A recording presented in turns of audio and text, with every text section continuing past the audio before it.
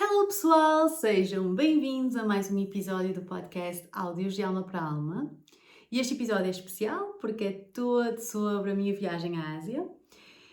Era para ter sido a semana passada, mas eu estava muito cansada, fiquei muito cansada da viagem e tive muitas consultas, não é?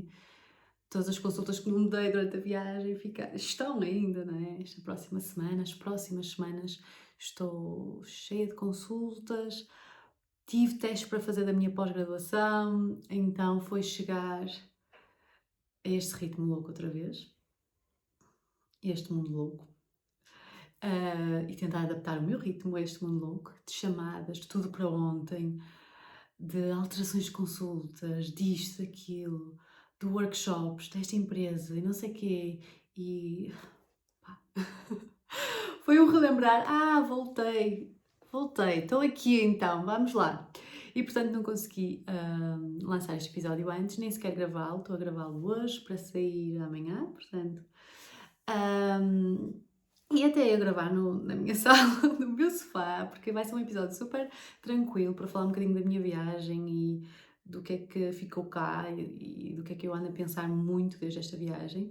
Portanto, eu desta vez estive pela Malásia, porque me acompanhou um bocadinho, pela Malásia, pelo Camboja e pelo Vietnã.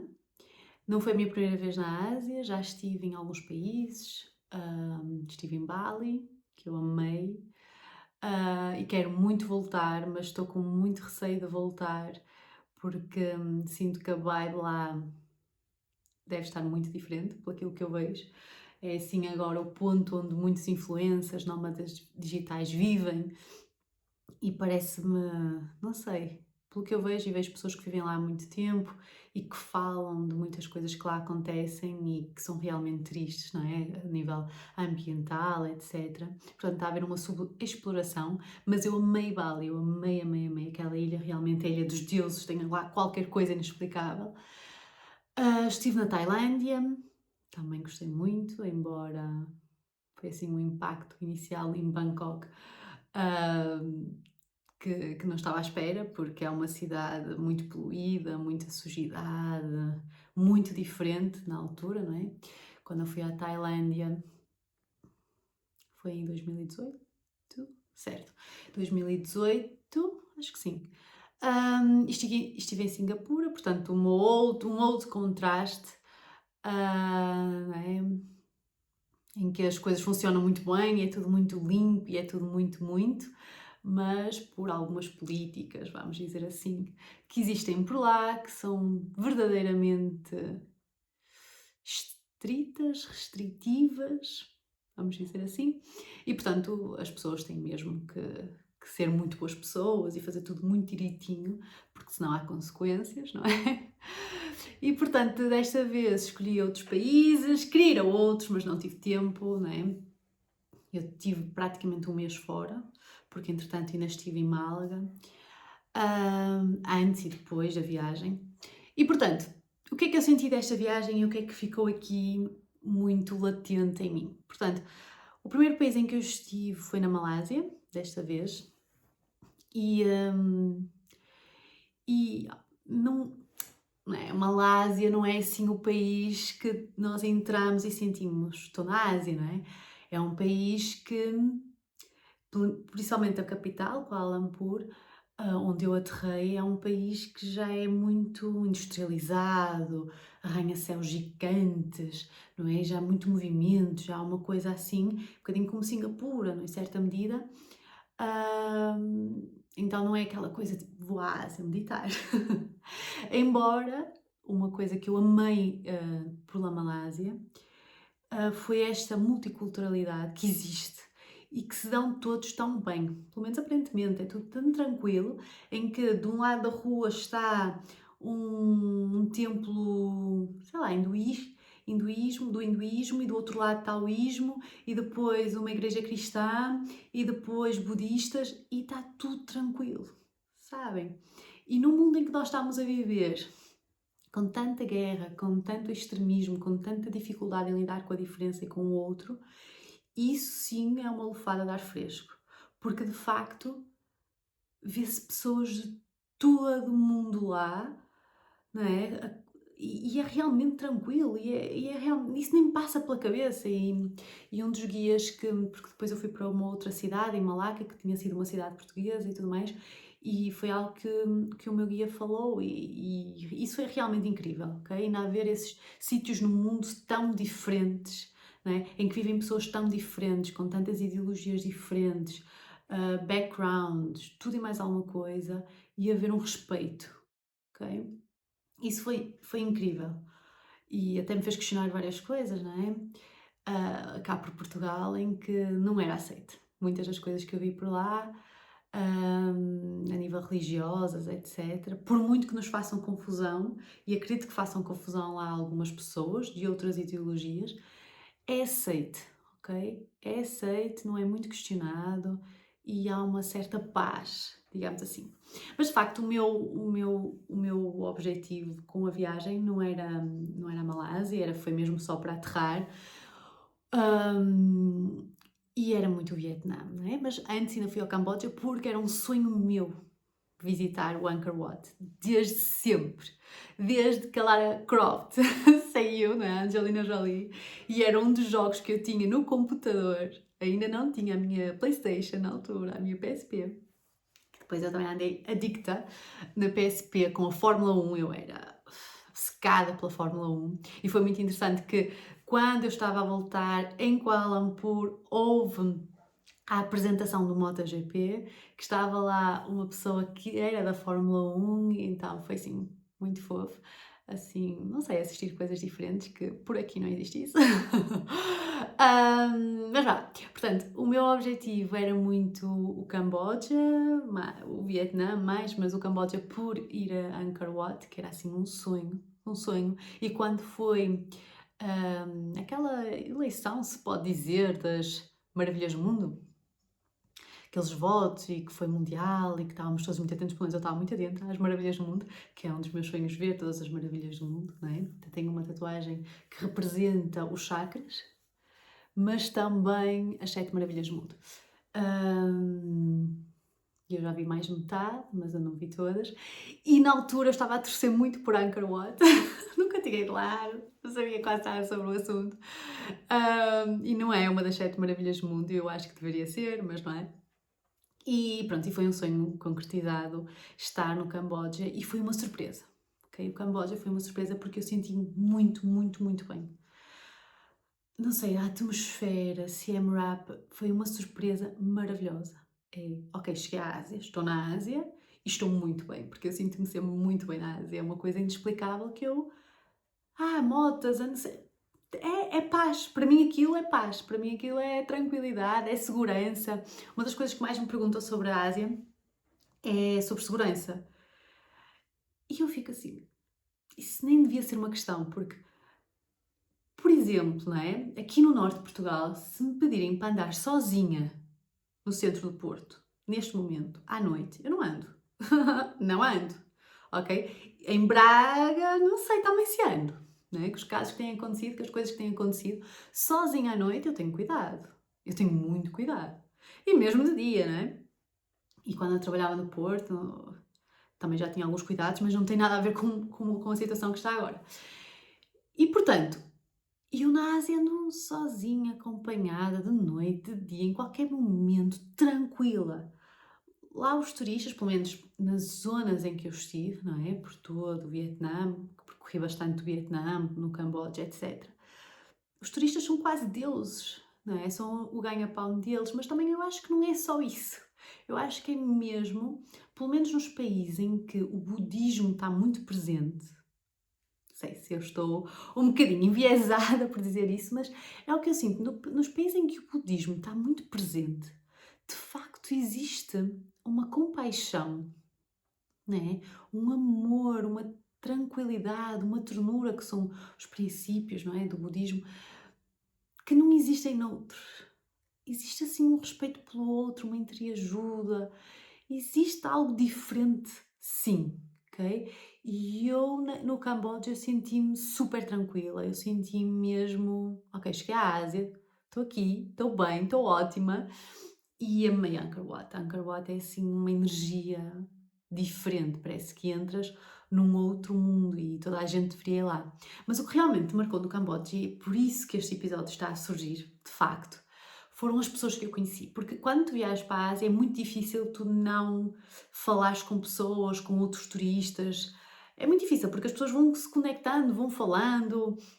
É muito fácil, de fazer amizades e de estar uma noite toda a conversar. E eu amo isso também, não é? O meu ascendente em Gêmeos ama isso.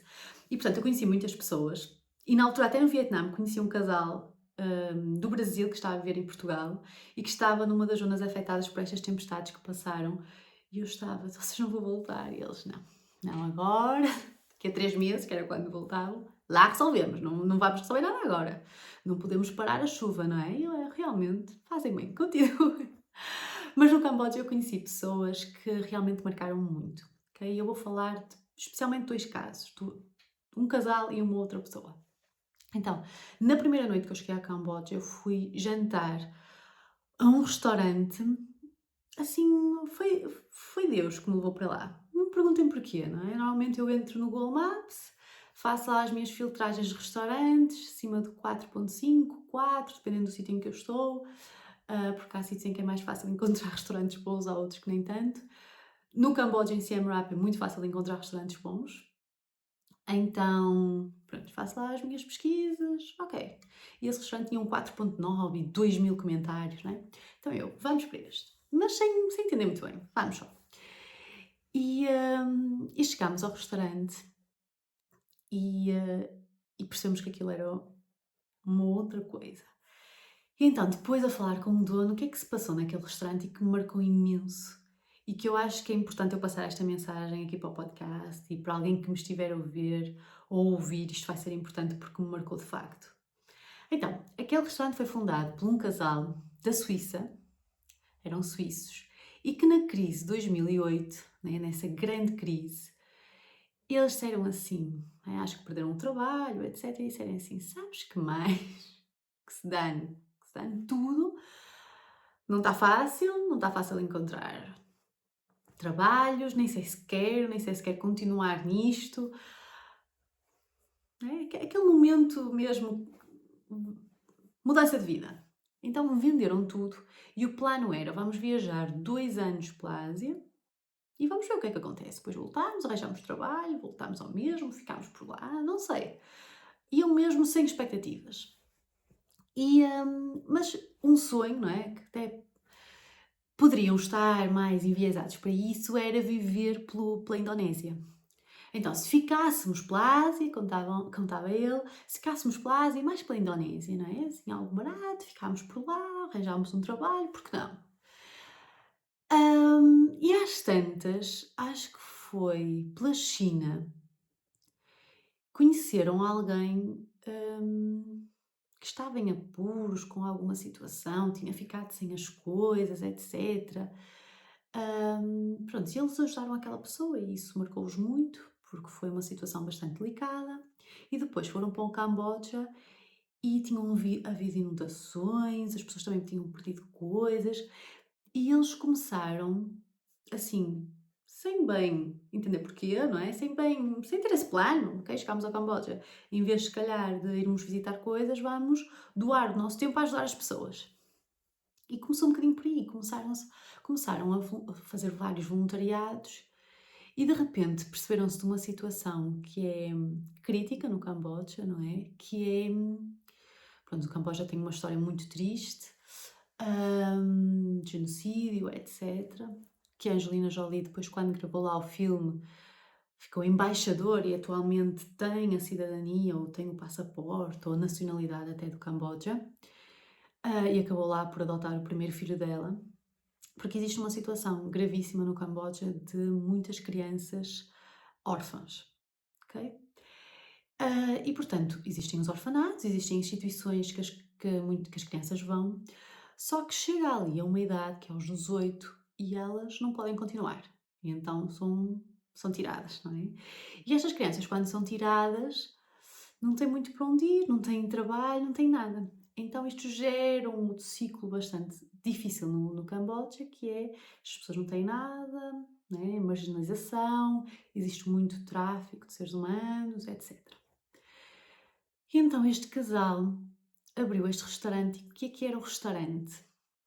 Basicamente, eles davam abrigo a crianças, não é, com 18 anos, que estavam a sair do orfanato e que não tinham para onde ir.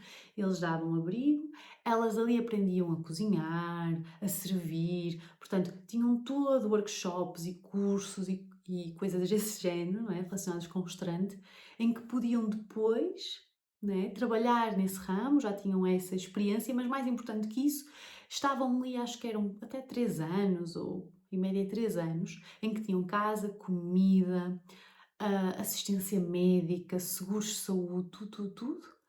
Recebiam pelo trabalho que estavam e, portanto, todos os dias, mas contado por ele, claro, que era muito mais fenomenal.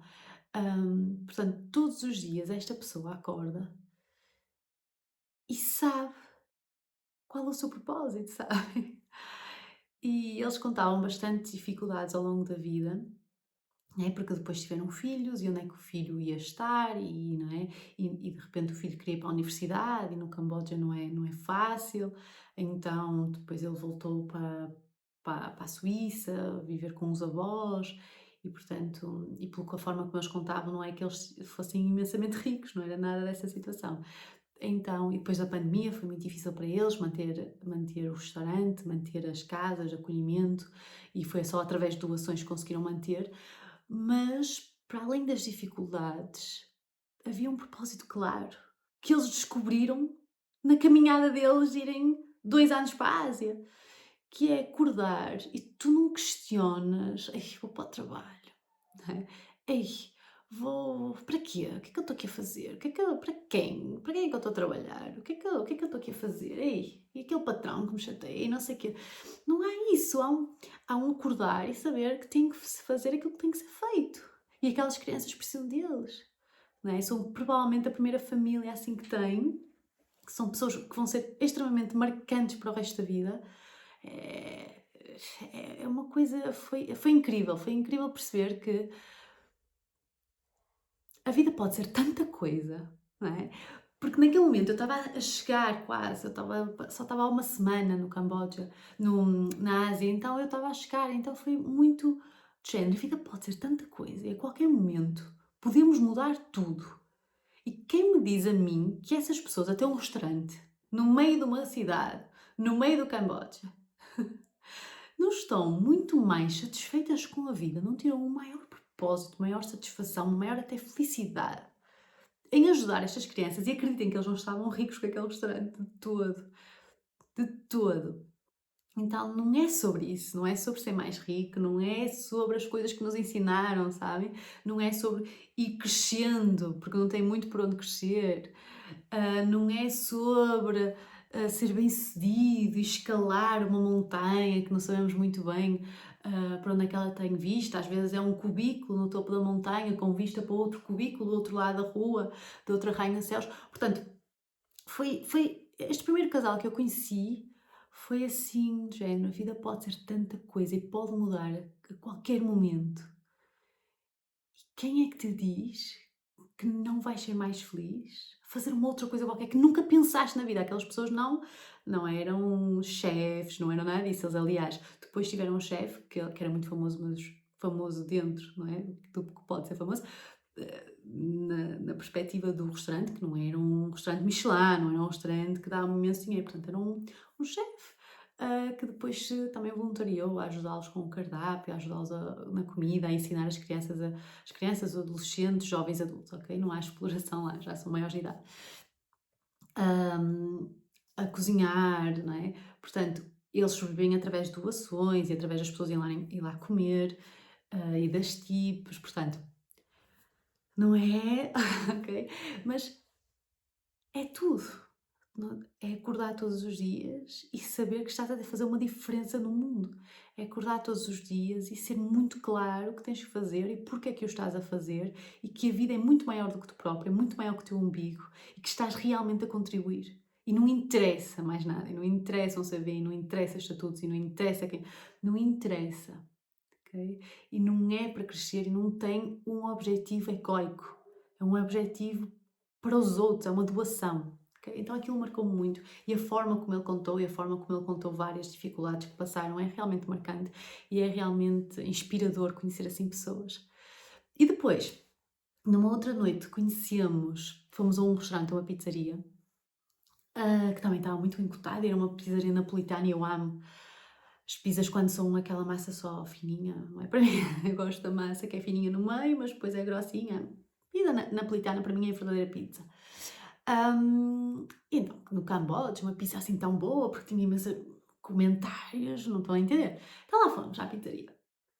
E lá cheguei e fui atendida por um senhor que ele devia ter 70 e muitos. Eu não quero ter 80, mas é por aí, ok? E aquele senhor atendeu-me e eu lá me sentei, e abri o cardápio e tinha a foto dele e dos funcionários. E eu assim, é o dono. Mas é europeu, não é? Claramente que era europeu. E não sei porque ele atendeu-me em francês. E eu falei com ele em francês, mas já não sei porquê. Porque eu estava com o meu namorado, que este é espanhol. Então eu falo em espanhol com ele, mas não sei porquê. Se calhar eu li qualquer coisa no cardápio e disse, olha, francês, e disse qualquer coisa em francês. E ele entendeu, então veio falar comigo em francês. E então contou um bocadinho da história dele. Portanto, era uma pessoa que eu não sei se ele era francês ou se ia na Suíça, parte francesa. Já não sei onde é que era o senhor. Vida normalíssima, portanto, vida normalíssima, trabalhou. Entretanto, tirou uns tempos em que foi para uma zona da Itália em que aprendeu a fazer pizzas, portanto, mas isto com os seus 60, né? Foi aprender a fazer pizza para a Itália e de repente foi ao Camboja, apaixonou-se e disse: eu tenho que fazer algo para esta comunidade, vou abrir uma pizzaria. E o senhor começou nos 70 com aquela pizzaria. Compreendem? De género. E isso também depois me fez-me pensar que por um lado eu tinha aquele casal que vendeu tudo, cansou-se, e foi para a Ásia, portanto mudou de vida e encontrou um propósito e satisfação com a vida, etc. E de repente conheço um senhor que trabalhou, formou-se e agora? O que é que eles querem de mim? Portanto, eu trabalhei sempre, portanto eu segui o guião, não é? O casal também, seguimos o guião. Chega a um ponto em que a vida fica muito difícil e nós não temos para onde nos virar e dizemos assim, ou nos continuamos a sujeitar a esta vida difícil, que não sabemos muito bem onde é que vai dar, ou, olha, dane-se e vamos tentar ter aqui alguma felicidade e satisfação e percorrer sonhos, não sabemos muito bem para onde é que também vai dar, mas olha, de duas formas não sabemos para onde é que vai dar, vamos para os sonhos.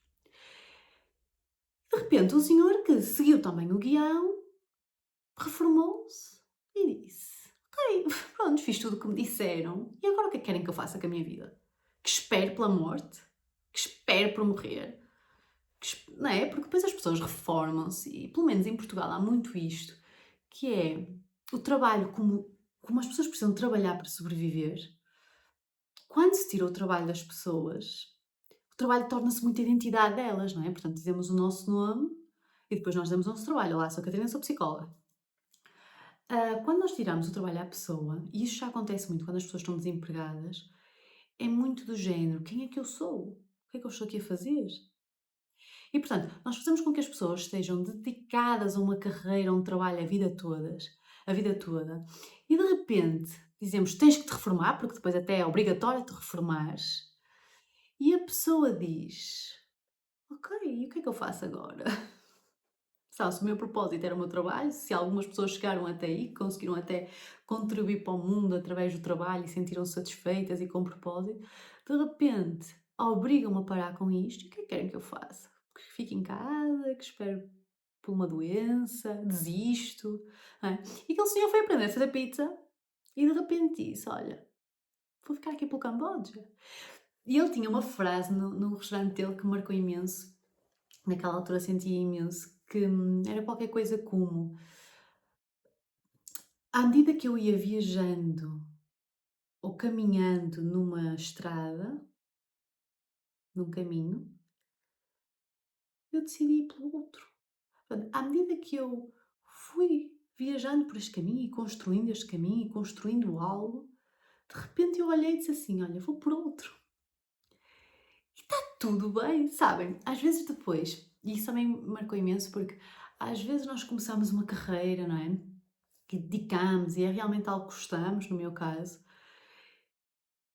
e dedicamos e trabalhamos naquilo e crescemos imenso e ficamos, de alguma forma, presos. De alguma forma, é isso que é. Estou tão bem aqui, já estou tão acomodada, já estou tão satisfeita, estou a crescer tanto, que nem há opção de depois sair, porque nem podes sair. E é o que muitas pessoas dizem, e isso a mim realmente causa-me algum desconforto, quando as pessoas dizem, mas eu nem sequer posso sair daqui. Mas eu nem sequer posso sair deste trabalho porque eu não arranjo outro. Eu nem sequer posso sair da minha cidade porque é que eu vou fazer noutra. Eu nem sequer posso sair do meu país porque não sei o quê. Não tenho ninguém, não tenho trabalho, não vou conseguir sobreviver, né? Isso causa-me algum desconforto quando as pessoas falam assim. Porque de facto, e é a grande conclusão deste episódio, que lá chegaremos, que é estamos presos a algo, né? Estamos escravos para algo, mesmo que não seja visível, mesmo que as correntes não sejam visíveis. Há aqui correntes muito invisíveis. E portanto, este senhor ele era super engraçado, era sério, e super inspirador também, porque nunca é tarde para mudar, nunca é tarde para fazeres algo que nunca pensaste fazer ou que sempre quiseste fazer, ou contribuir, porque a forma como o restaurante também ele estava, todos os empregados deles eram do Camboja e ele dava nome às pessoas e à história delas no menu e portanto eram muito importantes e ele contribuía imenso para a comunidade, etc. Então também tinha aqui um propósito muito, muito assente. Sério, nunca é tarde para mudar, nunca é tarde para recomeçar, do outro lado do mundo, onde tu quiseres, a fazer uma pizza, vamos fazer uma pizza. Ostenta, aquele senhor, para vocês terem uma noção, ele ajudava nas mesas, ok? Portanto, também não estávamos a falar de um restaurante super luxuoso, nada disso. Portanto, ele ajudava, ele falava com todos os clientes e ele pegava nos pratos, um de cada vez, e andava muito devagarinho, um passinho. Eu às vezes olhava para ele assim, ele vai cair. Nesse nível, não é? Nesse nível. E nada o impedia. E sentia-se todos os dias produtivo, sentia-se todos os dias com um propósito, com satisfação, com ânimo de viver. E notava-se na cara dele, não é? Ele vivia para aquelas pizzas e excelente pizza. Ele fez lá uma combinação, a sério, muito diferente e muito excelente, que eu agora, quando for às pizzarias, vou estar atenta porque eu nunca vi aquela combinação. Não quero dizer qual é, mas eu amei, amei, amei, amei, eram excelentes. E a forma como ele explicava, porque não é? As temperaturas e a umidade do Camboja é muito diferente de Itália, então ele teve que encontrar a receita ideal dentro daquilo que ele aprendeu. As temperaturas foram anos a desenvolver a massa. Demorou-lhe mais a desenvolver a massa do que a tratar da papelada, que foi bastante lá no Camboja. Portanto, histórias, a sério, conhecer pessoas que vivem vidas realmente diferentes, porque não é? Quando eu volto a Portugal, e eu senti sempre muito isso, que as pessoas depois vêm falar comigo sobre as minhas viagens, etc. E acham que eu sou super diferente. Muitas vezes, não é? Eu fico assim, eu não sou nada diferente. Eu sou a pessoa mais normal e comum que existe. Pessoas diferentes são estas, não é? E ter contacto com estas pessoas que arriscam, que fazem coisas realmente diferentes, que ajudam outras pessoas, não é? Que criam fundações, por muito pequeninas que sejam, tentam, na sua medida, fazer a diferença no mundo, é realmente inspirador e isso sim é diferente. E depois eu fui para o Vietnã, e no Vietnã aquilo que mais me marcou foi mesmo a forma como as pessoas vivem a vida. O tempo. O tempo lá passa devagar. Né? Eu vinha um Buda autêntico e de repente cheguei aqui. E no dia seguinte parece que estavam todos à minha espera. E estavam, não é? Todos à minha espera, porque eu nas férias não trabalho. A única coisa que eu fui fazendo foi postando algumas coisas do podcast, etc. Porque é um hobby, é um gosto meu estar aqui. Mas eu não trabalhei, não existe trabalho. Então as pessoas estavam mesmo à minha espera. Chamadas, tudo. Tipo assim, eita, calma! Tipo, ninguém, não vai acontecer nada, sabe? E é isso que é muito engraçado, é que é tudo para ontem e é tudo uma urgência que parece que faleceu alguém, parece que vai acontecer uma catástrofe.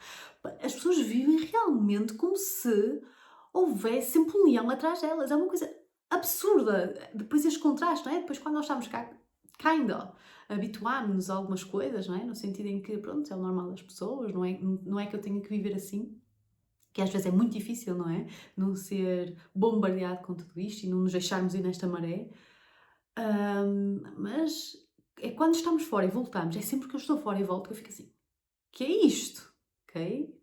Estou, está tudo bem. E no Vietnã o que mais marcou realmente foi o tempo. A forma como as pessoas vivem a vida. O devagar. Tudo é um ciclo. Elas não são reféns do relógio.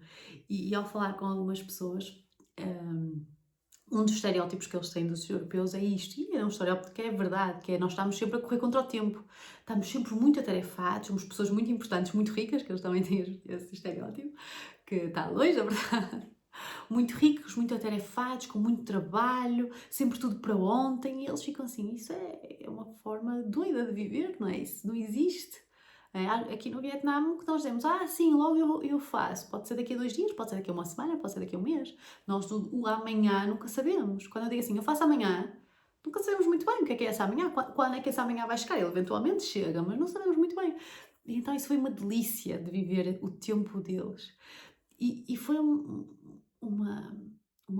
sei lá, um insight que eu tive e que estava a falar muito com o meu babe, com o Dario, com o meu namorado, que é a escravidão atual. Em que de imaginem, o que era a escravidão? As pessoas trabalhavam para alguém, conseguiam ter uma casita, não é? Davam-lhe a casa, ou conseguiam ter uma casita que levava quase todo o dinheiro que eles recebiam, que era muito pouco, eram os mínimos dos mínimos, portanto elas recebiam muito pouco, conseguiam ter a casita ou viviam na casa do patrão por um dinheiro muito pouquinho, mas também era pouquinho que elas recebiam. Não eram donas do seu tempo, portanto o patrão, não é? A pessoa é que tinha o poder sobre o tempo, não eram autónomas, não é? Não podiam descansar, não tinham tempo para descansar, nem sabiam quando é que poderiam descansar. O dinheiro era muito pouco. A comida que comiam não era a melhor, portanto, a boa comida era para os ricos, não é? Os trabalhadores comiam o que havia, não é? O pão que o diabo amassou. E se nós olharmos para hoje, os paralelismos são incríveis. Que é voltar e ver que o que as pessoas recebem ainda é o mínimo dos mínimos. Imaginem, a maior parte dos portugueses recebem o salário mínimo. E o que é o salário mínimo? É sério, empreendedores que pagam o salário mínimo, para mim, não são um grande empreendedor, e se tu és desculpa dizer-te isto, mas é a realidade. Portanto, o salário mínimo é só algo que o governo ou alguém diz, olha, isto é o mínimo que tens que pagar para a pessoa não estar na pobreza, na miséria, não conseguir sobreviver. Portanto, isto é o mínimo. Tens que pagar a partir daqui. E o que é que as pessoas ouvem? Vamos pagar isto. Vamos pagar isto.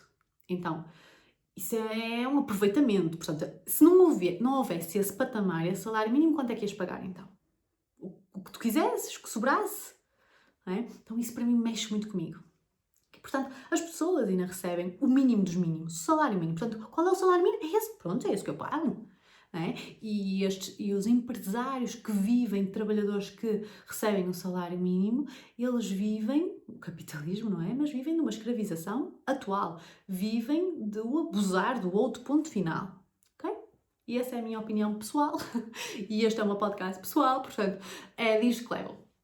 Portanto, isso para mim não existe. Portanto, as pessoas atualmente vivem com um salário mínimo que dá para comprar uma casa? Não sei se dá. Atualmente acho que não dá. Dá para viver numa casa e pagar uma renda? Quase que não. Porque as rendas que estão, né, quase que não dá ou não dá. Um salário mínimo atualmente não dá para pagar sequer a casa. Okay? Portanto, se não houver alguma ajuda do patrão extra, alguma ajuda do Estado, não é? Ou cá, não dá para a pessoa pagar uma casa, não dá para a pessoa comprar uma casa, não dá, ok? Portanto, tem a casinha, uma casinha humilde, né? Que consiga pagar, não é dona também do seu tempo, né? Porque tem um contrato, e portanto o contrato diz lá que tem, sei lá, 22 dias úteis por ano, em que pode tirar, então esses 22 dias úteis são teus, faz o que tu quiseres. E depois a pessoa diz, olha, vou tirar aqui e aqui, e ele diz, não. Essa semana não me dá jeito. Portanto, tu tens 22 dias úteis de um ano que são teus. O resto é dele. O teu tempo não é teu. É do teu patrão. Portanto, todos os dias ele é dono do teu tempo. Ele está-te a pagar para ser dono do teu tempo. Isto é escravidão, desculpem. Não existe. Okay? Na minha cabeça isto é... Não existe, isto é de loucos, não é? Como é que eu dou todas as minhas horas de luz de um dia a uma outra pessoa, que eu às vezes nem gosto, e que me paga mal, e que abusa de mim, e que me fala mal. E eu tenho que normalizar isto, porque toda a gente faz isso. Então é o que eu tenho que fazer. Todos os dias, toda a minha luz, todo o sol. Pronto, tenho ali uma horita para comer, mas também se não comesses, Laurindinha, não é? Não é? E às vezes nós temos 1 hora e meia, 2 horas e nós já somos muito agradecidos ao patrão. Ele está a dar um... Se não comesses, se não tivesse tempo para comer, não é? Nós estamos às vezes a agradecer coisas que já deviam ser direitos universais básicos e não discutíveis e não motivo para agradecer. Era só tipo, é base, obrigada, pelo mínimo. Portanto, não somos donos do nosso tempo. O tempo escrevemos e assinamos, não é? Nossa sentença, nós assinamos lá. Aceito receber o mínimo, você é dono do meu tempo, todos os meus dias são seus, tenho 22 dias ou 23, algumas pessoas um bocadinho mais, e esses são meus. E depois vamos a tirá-los e ele diz assim, não, olha, dá-me jeito que seja neste dia, neste eu vou tirar, não podes tirar tu, fica chateado se tirarmos um dia, às vezes, de sick leave, não é? A doença, estamos doentes, ou um dia para nós próprios, não podes, como assim? Então, nós vivemos uma nova escravidão. Claro que já conquistamos muitos direitos. Direitos esses que são para continuar, não é, pessoal? Porque é assim, durante as minhas férias também calhou, infelizmente, na segunda volta das eleições portuguesas, que eu não pude votar, que também é uma coisa de loucos. Como é que eu não posso votar? Como é que, no mundo em que nós vivemos, a sério, digam-me isto, expliquem, porque eu não entendo. Eu aterrei de um outro mundo, cheguei aqui e disse assim, como é que no mundo tão evoluído que nós vivemos, ainda se vota com papelinhos? Parece quando na primária, não é? Com os papelinhos. Para votar no... Como é que era? Só me está a aparecer DT, que era o diretor de turma, não é diretor de turma, era o delegado de turma. Não existe isso. Então, estão lá depois a contar, portanto, 1101, 1102, 1275. Ei, era 1265 ou 1264? Ei, não sei. Ei, vamos recomeçar. 2, não, olha, não recomeces. Me põe no 1274 para esse. Então, está tudo bem? Como é que isto é possível? Como é que já temos tantas apps e eu para entrar dentro para marcar uma consulta, recebo 1000 códigos, já não digo para as finanças, mas até para marcar uma consulta recebo 1000 códigos, para mostrar que sou eu, quase uma foto, uma selfie, estou aqui, cartão de cidadão, e para votar, tudo isso funciona para umas coisas, não é? Até para entrar para as minhas finanças, para o meu dinheiro, para as minhas coisas, mas para votar não, já não funciona. Eu acho isso inconcebível, a sério, é uma coisa. Mas tudo bem, portanto não pude votar e estava realmente triste por não poder votar e com medo, porque é assim, todos estes direitos que nós conquistamos, pessoal, é para continuar, certo? Não existe isto, não existe extrema-direita, não existe votar nestas pessoas, ok? É, mais uma vez, é o meu podcast. Também não fica muito difícil perceber quais são as minhas direções políticas e eu sou bastante política no meu dia-a-dia. É uma coisa que eu não trago muito para as redes sociais, porque eu sou, não sei, sempre acreditei, mas acho que vou começar cada vez a trazer mais, porque fica impossível mesmo. E através do meu podcast ou até Instagram, que é assim o que eu uso mais atualmente. Mas eu sempre acreditei muito mais ser política no meu dia-a-dia. Portanto, eu sempre fui aquela mulher que não se cala, sabe? O que fez com que já perdesse muitos amigos, verdade, muitas pessoas, pela forma como eu discordo e luto por qualquer direito, por qualquer pessoa, e sempre fui muito... As injustiças para mim não dá. Então eu sempre fui muito opinativa, e uma mulher com opinião fica difícil, informada, educada, com opinião, é difícil. Só por isso já sou política, só por ser mulher quase já sou uma pessoa política. E portanto, desde muito nova, sei lá, eu lembro-me de perder um amigo porque ele estava sempre a dizer a palavra com N, the N-word, que é altamente racista. E eu disse, não podes dizer essa palavra, mas à minha frente não vais dizer. Esse nível, está a perceber? Mas eu, criança, autêntica, assim, à minha frente não vais dizer. Se eu já disse, sinto muito, agora eduquei-me, já sei o que é, não vais dizer. E como esse, tantos que eu perdi, porque eu era assim, não, à minha frente não tem piada essa piada. Sabes que essa piada? E depois educava as pessoas, muito chata. Sou muito chata às vezes. E portanto, eu sempre fui muito assim, porque eu acho que se muda as pessoas no frente a frente, não é? Às vezes estas pessoas maiores de idade, familiares, então, nossa, que interessante que eu era. Familiares, pessoas, eu acho que se muda aqui, no dia a dia, não é? Com as pessoas frente a frente, mas cada vez mais realmente as redes sociais e o que as pessoas dizem online é de loucos. E portanto estava a ver as eleições e eu não podia votar, estava assim um bocadinho com medo, mas felizmente não aconteceu pior e portanto é isso, voltamos e conquistamos muitos direitos e não é para os perder, ok pessoal? Ok? Olhem para o mundo, o que aconteceu. É só mais um tolo, não vai fazer isso, vai. Ok? Não, eles são pessoas imprevisíveis, ok? Mas vá, voltando, portanto, nós estamos a viver num tempo em que o tempo não é nosso. Assinamos lá a nossa escritura, o nosso contrato, o nosso dia-a-dia não é nosso, a casa é muito difícil, os salários, até a comida, não é? Porque a comida de antes era dos ricos e isso é uma forma sempre de controlar o povo através da comida, sempre foi. Imaginem, antes a boa comida era para o rei, para as elites, para os soldados, para o militar, que era forte, robusto, porque ele tinha que ter força para lutar, não é? Caso o povo se revolucionasse. E atualmente o que é que nós fazemos? Ok, nós comemos um bocadinho melhor, mas como é que tu compras a tua comida? Qual é a marca mais barata? A marca branca? E o bio? Não dá, não dá. É muito caro, não posso pagar isso. Frutas, vegetais, olha, é mais barato ir ali ao McDonald's. Não, na Ásia é de facto muito mais barato comer junk food, nos sítios em que há, mas muito mais do que comer uma salada, de comer coisas realmente saudáveis.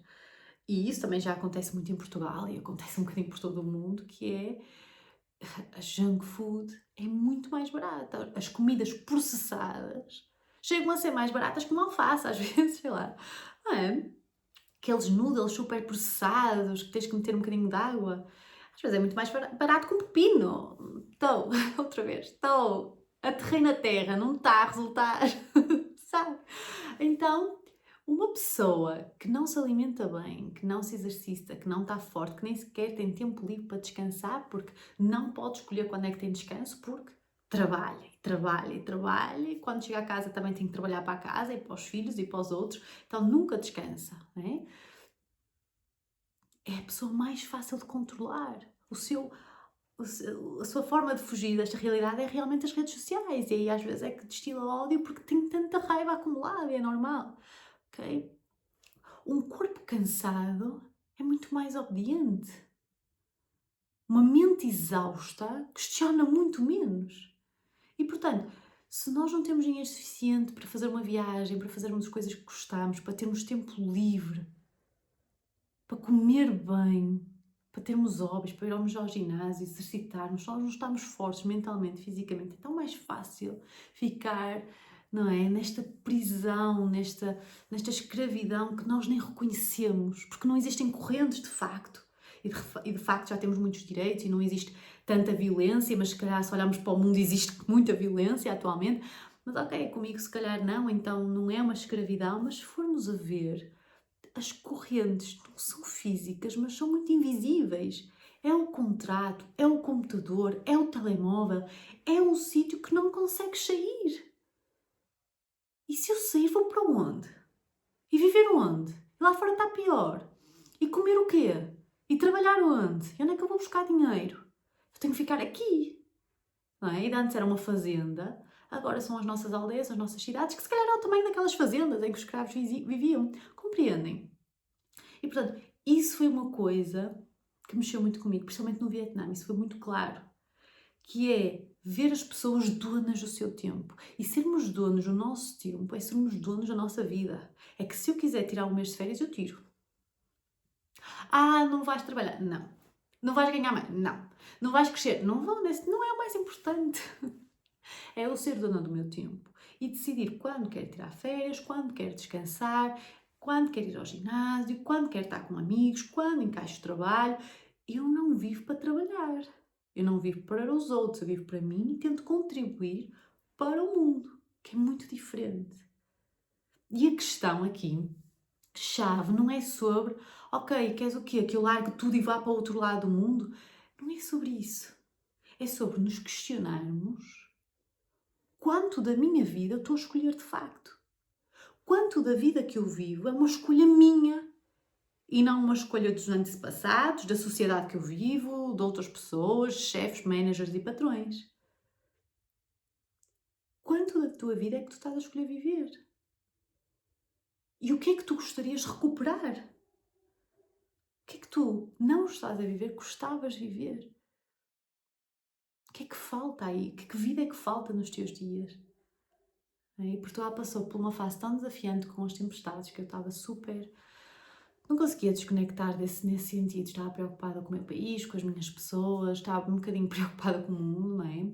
Acho que atualmente, embora eu seja muito satisfeita e viva muito, cada vez mais em paz e seja, considero uma pessoa feliz,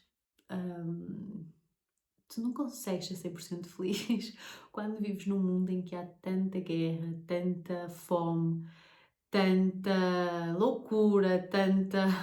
Não é? Não consegues. Não consegues desconectar. A sério, se calhar até consegues, e há pessoas que devem se desconectar completamente. E eu até acredito que eu vivo muitas vezes no meu próprio mundo e gosto muito de ver um mundo cor-de-rosa e muito, muito otimista, mas opá, não sou essa pessoa e acho que nunca quero ser a pessoa que se desconecta completamente da realidade, porque quando nós desconectamos completamente da realidade, nós não podemos ajudá-la. Não podemos mudá-la, não podemos ajudar o outro. E eu vim aqui não só para evoluir enquanto ser humano e fazer a minha parte, mas através da minha evolução eu quero ajudar a evoluir os outros, sabem? É sempre o ponto-chave para mim. Então, então foi isso. São várias mensagens, são vários encontros, foram várias pessoas que eu conheci, foram vários países, várias pessoas que eu me cruzei. São várias coisas que estão aqui a ressoar. E quando se calhar estiverem ainda mais assentes em mim, eu trago mais para aqui, mas quis trazer ainda muito fresco e ainda muito assim no ar, estas mensagens, e se ressoou contigo, se sentiste algo com alguma destas pessoas que eu contei ou das coisas que eu falei, diz-me, comenta, deixa like se gostaste deste episódio. Se estás a pensar em ir à Ásia, vai! Se estás a pensar em ir à Ásia, se sempre quiseres ir à Ásia, vai! Não tenhas medo, a sério. Se não quiseres ir sozinho, eu compreendo, vai com alguém, mas é super tranquilo. Sério, o Vietnã é incrível, incrível, incrível. As pessoas, a forma como nos tratam, a amorosidade, o tempo, o descanso, o ritmo que é tão lento. Mesmo que às vezes as motas e os carros e as estradas sejam uma confusão, tipo, internamente é outra coisa. A sério, é ver a vida de uma outra forma, é virmos com outra energia, com outro estado de ser e de fazer e de estar. É recarregar energias mesmo. E estou muito entusiasmada por voltar. Estou muito feliz de voltar a trabalhar, voltar a estar com os meus clientes, que eu estou muito orgulhosa de muitos deles, a maior parte deles, todos eles, pá. Porque também se portaram muito bem. É sério, estou muito feliz com muitos processos terapêuticos, está a ser incrível, e está a ser incrível voltar e ser recebida com tanto amor pelas pessoas e elas a contar-me, e conseguir, na tua ausência, eu consegui ser independente aqui, de fazer isto e pôr os meus limites ali, não sei o quê. Olha, está a sério. Porque alguns deles estavam com receio, não é? Que não iam ter consultas, e uma das coisas que eu mais quero nos meus processos terapêuticos é que as pessoas se sintam independentes. Ninguém depende de mim, não é? Que às vezes na terapia pode acontecer muito isso. Não é? E até para o nosso ego, é que as pessoas, não é? Dependam de nós e que precisem de nós para tomar decisões, ou que nós realmente estamos a mudar a vida delas e somos nós a mudar a vida. Não, não, não. Os meus clientes estão a mudar a vida deles. Eles às vezes ouvem-me em algumas coisas que eu digo, outras vezes não. Mas é incrível ver essa independência, essa mudança, esse amor ao ser recebido outra vez. Incrível, incrível, incrível voltar tão bem. para as minhas pessoas, para este Portugal que finalmente parou de chover e vai vir sol e que venha a primavera e, portanto, um novo ciclo. Hoje é eclipse em Leão, by the way, e, portanto, se estás a sentir emotional, é normal. Muita informação ou muitos inícios, recomeços, coisas aí até que irem, muitas transformações na tua vida. Mas ainda é um eclipse, eu adoro eclipse, já adoro eclipse, que é sempre mudanças e mensagens e coisas que vêm do além. Então, se calhar este podcast também vai ser assim um bocadinho do além. Nem sei bem o que é que disse, foi muito. Falei! Então, é isso. Portanto, se estás a pensar em Ásia, vai à Ásia. Não é tão assustador como aqui. Aqui é muito mais inseguro do que estar nos sítios que eu já estive. Ok? Mesmo em Bali, na Tailândia, nada inseguro. Nunca me senti insegura. Aqui sinto-me sempre insegura, sempre. Na rua, tipo à noite, e essas coisas, tipo, sempre, muitas vezes, muitas coisas acontecem, ok? Não quer dizer que lá não aconteçam também coisas, mas não tem nada a ver. Pelo menos a minha experiência, vai à Ásia, vive aquilo, vive aquelas pessoas, aquele tempo, aquelas praias, aqueles templos, aqueles monumentos, aquela energia, aqueles antepassados, aquela natureza. Eu tenho 1000 fotos de flores, de árvores. Às vezes estava a pensar assim, eu estou a tirar mais fotos desta árvore do que aquele templo. Mas aquelas árvores, a sério, cada pão, ai, incrível, incrível, incrível, incrível, incrível. E já estou a planear novas aventuras, porque eu sou assim, amo ser assim, amo viver. E é isso que eu tenho para vos dizer hoje. Um beijo, vemo-nos na próxima semana. E é isso. Beijinho, até o próximo episódio. Fiquem bem. Tchau!